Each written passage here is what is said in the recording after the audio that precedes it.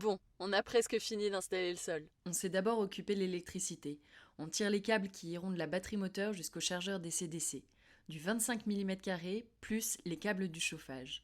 On étiquette tout soigneusement pour éviter les erreurs plus tard, puis le négatif vers l'avant côté moins et le positif vers le plus. On a aussi profité des gaines existantes du fourgon pour repiquer nos faisceaux vers la batterie. L'installation électrique arrive bientôt et le schéma est en cours d'illustration par le chef cuistot. On en parle un peu plus tard. Ensuite, le circuit d'eau.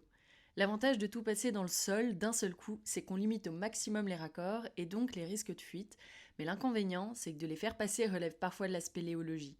Technique du tire-fil simple mais super efficace. Un fil de métal dans la gaine, tiré de l'autre côté pour guider les tuyaux.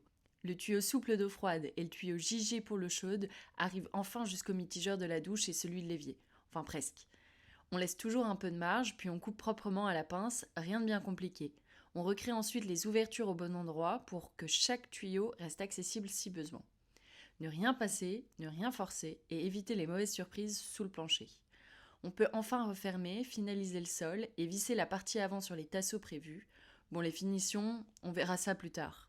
Jour 18, les réseaux sont en place, l'eau arrive là où elle doit arriver et ils attendent calmement qu'on vienne enfin leur donner une vraie raison de vivre.